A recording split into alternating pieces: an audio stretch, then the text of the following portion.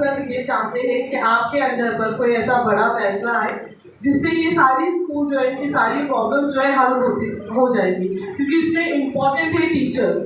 जो टीचर्स यहाँ पे एम्प्लॉय होते हैं सर, वो टीचर्स को एम्प्लॉयमेंट अपॉर्चुनिटी बड़ी स्कूल्स नहीं देती है। इतने बड़े तादाद में स्टूडेंट का काम करने वाले जो स्कूल्स हैं, ये कोई टेक्निकल जो कंडीशंस है वो कंडीशंस फुलफिल ना होने की वजह से महाराष्ट्र गवर्नमेंट के ऑफिसर्स ने ये सारे स्कूल अनरिकग्नाइज अनऑथराइज बोल के डिक्लेयर किए हैं और इनको बंद करने के लिए गवर्नमेंट की तरफ से कोशिश की जा रही है।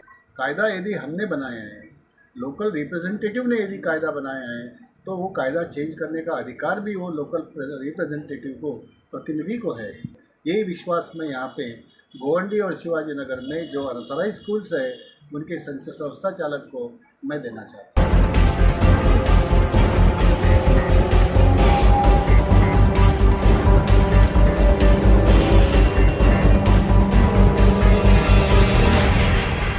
हम सर ये चाहते हैं कि आपके अंडर पर कोई ऐसा बड़ा फैसला आए जिससे ये सारी स्कूल जो है इनकी सारी प्रॉब्लम्स जो है हल हो जाएगी, क्योंकि इसमें इम्पॉर्टेंट है टीचर्स। जो टीचर्स यहाँ पे एम्प्लॉय होते हैं सर, वो टीचर्स को एम्प्लॉयमेंट अपॉर्चुनिटी बड़ी स्कूल्स नहीं देती है, और जो टीचर्स बीएमसी स्कूल्स में जिनको जॉब नहीं मिलता है वो ऐसी छोटी प्राइवेट स्कूल्स के पास आते हैं। तो ऐसे काफ़ी टीचर्स हैं, उनकी जॉब्स भी सिक्योर हो जाती है। ये हमारे सारे मुद्दे हैं सर। और जो अतिशर्त है उसमें 5000 स्क्वायर फीट की लैंड का जो इशू है सर, 20 lakhs का एफडी है, और साथ ही साथ उसमें सर 7/12 का उतारा और रजिस्ट्री है 30 years की। हम यहीं पे फ्लेक्सिबिलिटी चाहते हैं सर। स्लम की स्कूल्स बहुत ही मिनिमम फीस दे रही है, 500 400 ऐसी फीसेस के साथ में 20 lakh deposit is very hard. हमें चाहते हैं कि जिस तरीके से क्राइटेरिया जो है, जो खेड़े गाँव वगैरह जो है वहाँ पर 5 लाख का एफडी रखा गया सर, जो 12वीं तक की स्कूल चलती है।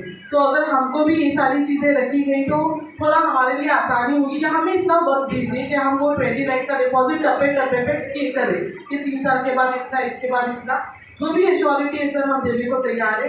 फायर एनओसी हो या स्ट्रक्चर स्टेबिलिटी हो, ये जहाँ पे भी बच्चों की सिक्योरिटी की बात आती है वो सारे कॉम्प्लाइंस हम पूरे करेंगे।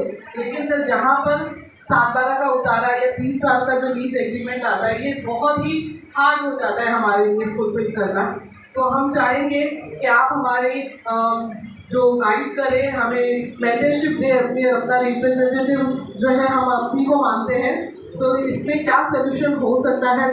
दोस्तों नमस्कार, आदाब, सत श्री अकाल, जय भीम।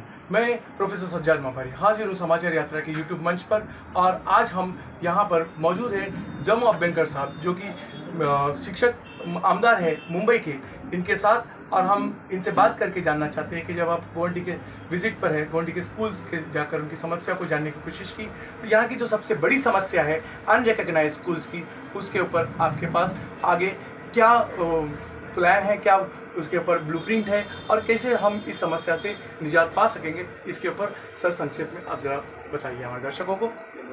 यस, ये जो अनरिकग्नाइज स्कूल्स है, इसकी संख्या गोवंडी और शिवाजी नगर के एरिया में 229 239 वगैरह कुछ बताई जाती है। इसमें 50,000 से ऊपर स्टूडेंट पढ़ते हैं, 3,000 के ऊपर टीचर्स काम करते हैं।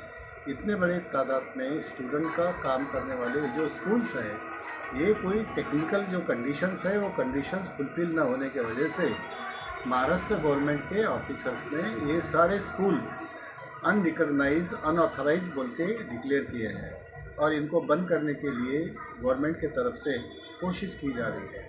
इसके बारे में आज तक जो भी प्रयास हुए मुझे मालूम नहीं है कि क्या हुए, लेकिन इसमें सबसे अहम बात यह है कि ये self finance school establishment act जो है 2012 का, इसमें जो कंडीशंस दी हुई है वो कंडीशन में जब तक के बदल नहीं होता तब तक के ये बात रेगुलराइज होना मुश्किल है। इसी के लिए मैंने एजुकेशन मिनिस्टर से इसके पहले एक बार बात किया हूँ और बहुत ज़ोर शोर से बात किया हूँ कि ये बच्चे हैं और ये बच्चों की पढ़ाई अच्छी तरीके से चल रहे हैं, ना तो पेरेंट्स की कंप्लेंट है, ना वहाँ के गुणवत्ता के बारे में आपके पास कोई प्रश्न चिन्ह है, और ये तमाम बातें, और टीचर्स यहाँ पे क्वालिफाइड है। ऐसे सारे बातें, सारे कंडीशंस फुलफिल करने के बाद खाली जगह का जो बात है, वो जगह ऑथराइज है नहीं है, ये सब इसमें ये डिटेल्स में जाकर यदि आप ये बच्चों का एजुकेशन कंटिन्यू करने का जो काम है वो यदि बंद करते हो तो ये बात बड़ी गलत हो जाएंगी, नाइंसाफ़ी हो जाएंगी। इसी के लिए आपको ये कंडीशन रिलैक्स करना पड़ेगा। लेकिन उस मीटिंग में मिनिस्टर ने बहुत ही ब्लंटली बताया कि ये बात हम कर नहीं सकते। मुझे लगता है कि अभी आने वाला सरकार जो है वो सरकार बहुत ही पॉजिटिव सोच वाला सरकार होगा। महाविकास आघाड़ी के सरकार के की चांसेस है, उम्मीद है, और हम चाहते हैं कि वो सरकार यदि आता है तो मुझे पक्का विश्वास है कि ये स्कूल के लिए जितने भी कंडीशंस वायलेट हो रहे हैं, ऐसा इनके कायदे के मुताबिक, कायदा किसने बनाया है? कायदा यदि हमने बनाया है, लोकल रिप्रेजेंटेटिव ने यदि कायदा बनाया है, तो वो कायदा चेंज करने का अधिकार भी वो लोकल रिप्रेजेंटेटिव को, प्रतिनिधि को है।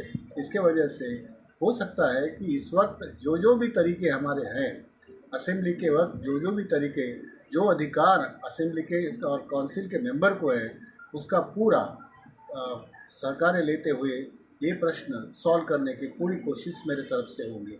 यही विश्वास मैं यहाँ पे गोवंडी और शिवाजी नगर में जो अनऑथराइज स्कूल्स है उनके संस्था चालक को मैं देना चाहता हूँ। धन्यवाद।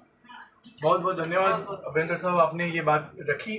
और हम समझते हैं कि आने वाले वक्त में ये जो भी यहाँ की अनऑथराइज्ड अनरिकग्नाइज स्कूल्स है, इनका भविष्य, उनमें पढ़ने वाले बच्चों का भविष्य उज्जवल होगा। इस तरीके से हम अभियंकर साहब से निवेदन भी करते हैं कि आप जल्द से जल्द इसके ऊपर कार्रवाई कराइए, ताकि हमारे बच्चों का भविष्य गोवंडी के बेहतर हो और हमारे शिक्षक और जो संस्था चालक है उनकी भी परेशानियां कम हो।